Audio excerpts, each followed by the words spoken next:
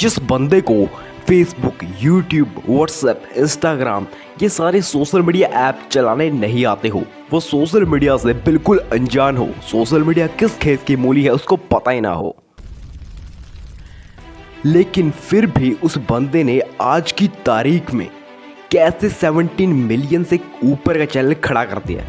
अब तो आपको पता चल ही गया होगा कि मैं किसके बारे में बात कर रहा हूँ। जी हाँ, मैं बात करने जा रहा हूँ लाखों बच्चों की आन बान शान, उनकी दिल की धड़कन और उनकी जान, खान सर की। दोस्तों, खान सर एक अच्छे टीचर के साथ स्टूडेंट्स के दोस्त भी है।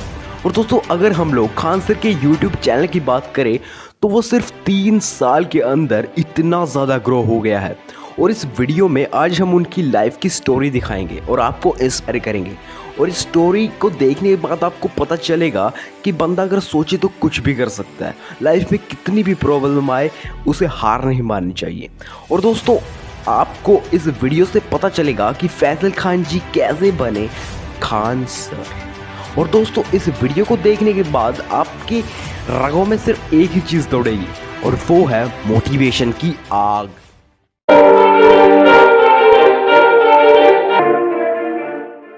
हमारे ही तरह खान सर का जन्म एक मिडिल क्लास फैमिली में हुआ था और घर की स्थिति ठीक नहीं थी, इसलिए शुरू से ही खान सर ने संघर्ष करना सीख लिया था।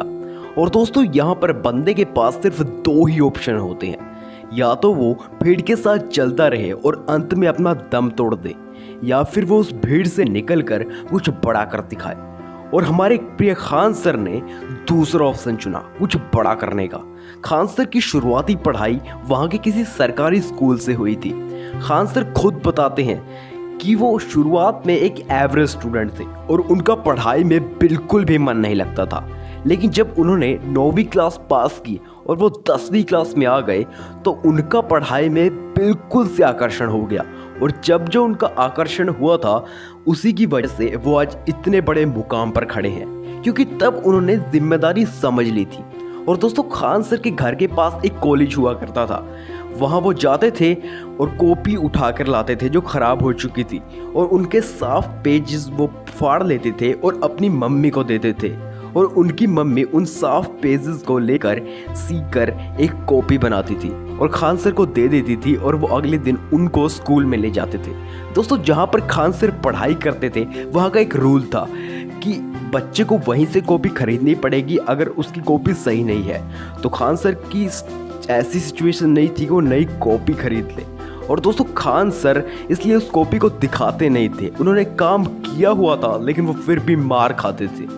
दोस्तों, देख सकते हो यार, स्थिति हमसे कुछ भी करा सकती है। एक तरफ हम लोग हैं जहाँ प्रॉब्लम आ जाती है तो अपना मुंह मोड़ देते हैं, और एक तरफ हमारे खान सर है, बड़ी से बड़ी प्रॉब्लम का भी डट कर सामना करते हैं। खान सर का लक्ष्य ये था कि उन्हें आर्मी में जाना है। जी हाँ, उन्हें फौजी बनना था, लेकिन किसी वजह से वो रह गए, वो आर्मी में नहीं लग पाए। और इसकी वजह ये थी कि वो मेडिकल के अंदर रह गए थे। जी हाँ, उनकी जो बाजुएं हैं वो थोड़ी टेढ़ी थी और उसी की वजह से वो रह गए थे। उन्होंने फिजिकल तो पार कर दी थी लेकिन मेडिकल नहीं कर पाए।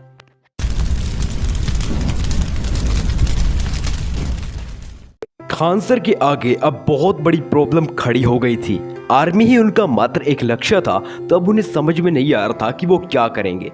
तो दोस्तों, वहाँ के किसी कॉलेज से उन्होंने अपनी ग्रेजुएशन पूरी की और बाद में अपनी बीएससी की डिग्री ले ली। उनके दोस्त काफ़ी सपोर्टिव थे, वो उन्हें हर तरीके से मदद करते रहते थे।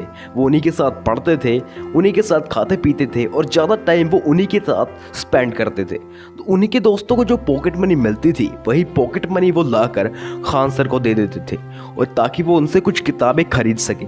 उनका एक दोस्त जिसका नाम हेमंत था, वो खान सर को एक होम ट्यूशन पर ले गए और कहा कि ये जो बच्चे हैं इनकी जिम्मेदारी अब तेरे सर पे है। उस ट्यूशन में एक बच्चा ऐसा था जिसका पढ़ाई में बिल्कुल भी इंटरेस्ट नहीं था, तो खान सर ने खासकर उस बच्चे पर ज़्यादा ध्यान दिया और उस बच्चे का भी अब पढ़ाई में मन लगने लगा। और फिर उस बच्चे ने टॉप कर दिया और उसके माँ बाप भी खुश हुए। तो खान सर कई बच्चों के चहीते बन गए। दोस्तों, क्या आप लोगों को पता है खान सर का रियल नेम तो कुछ और ही है, लेकिन उनका निकनेम खान सर कैसे पड़ा? तो इसके पीछे भी एक बहुत बड़ी स्टोरी है। अब उनके दोस्त हेमंत उन्हें ट्यूशन के बजाय एक कोचिंग सेंटर में ले गए और कहा कि अब यहाँ पर आप करियर बनाओ अपना। दोस्तों पहले दिन तो 5 ही 6 बच्चे थे सिर्फ कोचिंग सेंटर में, लेकिन धीरे धीरे बच्चे बढ़ने लगे क्योंकि खान सर इतना अच्छा पढ़ा रहे थे। और दोस्तों सब कुछ अच्छा चल रहा था। इसी दौरान कोचिंग सेंटर वालों ने उनसे एक डील साइन की कि भाई तुम्हें अपना नाम नंबर पता कुछ भी नहीं पता है। तो बच्चे ही उन्हें खान सर बुलाने लगे। कुछ दिनों के बाद उन्होंने फीस काफ़ी ज़्यादा बढ़ा दी तो बच्चे दे नहीं पा रहे थे। तो खान सर इस बात से भिड़ गए उन ट्यूशन सेंटर वालों के साथ कि भाई गरीब बच्चे कैसे इतना पैसे देंगे, तुम्हें थोड़ा कम करना चाहिए। तो उन्होंने वो कोचिंग सेंटर छोड़ दिया और वो कहीं दूसरे कोचिंग सेंटर में चले गए। तो वहाँ पर भी ऐसा था, तो मजबूरी में उन्हें खुद का ही एक कोचिंग सेंटर ओपन करना पड़ा।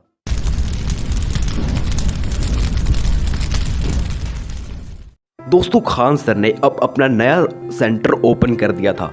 उन्हें उनके बारे में कुछ ज़्यादा पता नहीं था, इसलिए उन्होंने शुरुआत में कुछ पार्टनर्स रख लिए। पार्टनर्स के मन में ये था कि वो कुछ दिन में सब कुछ हथिया लेंगे और खान सर को वहाँ से बाहर कर देंगे। और कुछ दिनों के बाद उन्होंने वहाँ पर अपने रंग भी दिखाने शुरू कर दिए। टेबल कुर्सी बेंच हर चीज़ को हड़प लिया और खान सर को बाहर कर दिया।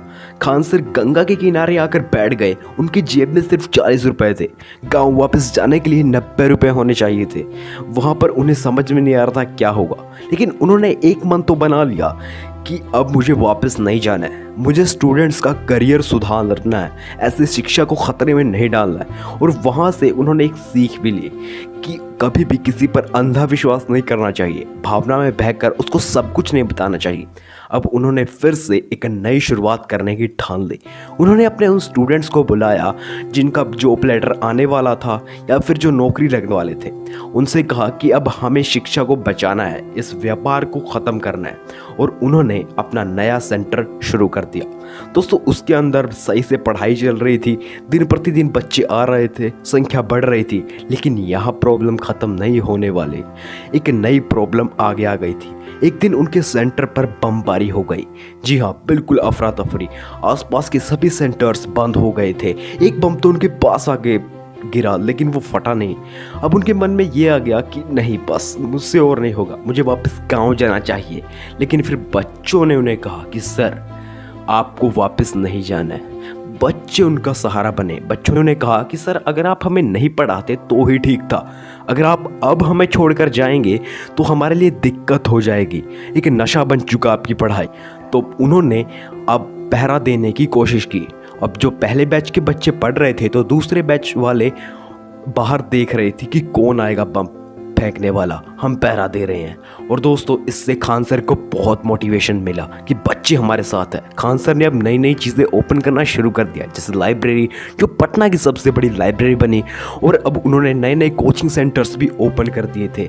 दोस्तों खान सर के पास कितनी प्रॉब्लम आई, बम तक गिर गया भाई बिल्कुल आसपास, लेकिन उन्हें हार नहीं मानी। भाई तुम भी डोंट गिव अप।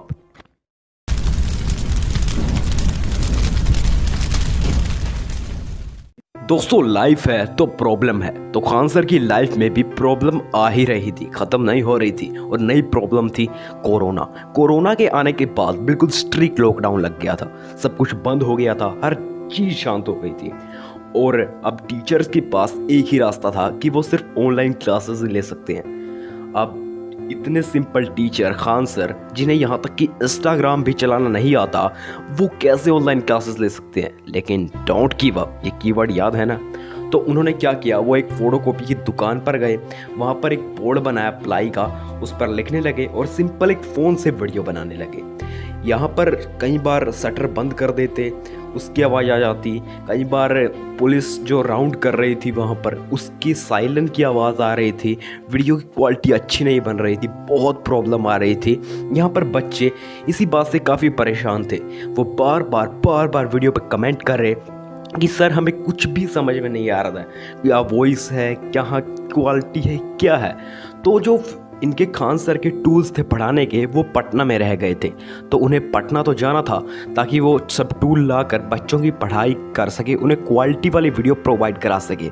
इसलिए वो पटना के लिए रवाना हो गए। उन्होंने ट्रंक से लिफ्ट ली, लेकिन ट्रक ड्राइवर थक गया था, इसलिए आधे रास्ते उन्होंने खुद ट्रंक चलाया। जी हाँ, उन्हें सिर्फ बच्चों का फ्यूचर दिखाई दे रहा था। वो वहाँ पर गए, उन्होंने वो सब टूल लिए, वो वापस आ गए, उसे सब कुछ सेट किया और फिर से वो वीडियो बनाने लगे। दोस्तों, उन्हें किसी भी प्रकार का लालच नहीं था। और आपने एक बात सुनी है कि खान सर को भी एक बार ऑफर मिला था 110 करोड़ रुपए का। जी हाँ, उन सेंटर वालों ने ये 110 करोड़ का ऑफर दिया था कि सर आप ये ले लो, लेकिन आपको किसी और को नहीं पढ़ाना है, आप हमसे जुड़ कर रहिए। लेकिन खान सर ने मना कर दिया साफ साफ और कहा कि बच्चे भी सोचेंगे कि शिक्षा एक व्यापार बन चुकी है। अब अगली जो जनरेशन है वो सिर्फ पैसे को ही महत्व देंगे। गरीब बच्चों का पढ़ना सिर्फ एक सपना बन के रह जाएगा। इतनी फीस होगी तो वो कैसे पढ़ेंगे? भाई खान सर को सैल्यूट है। उनके पास कुछ भी नहीं था, आर्थिक स्थिति बिल्कुल खराब थी, तब भी उन्होंने पैसों को लात मार दी।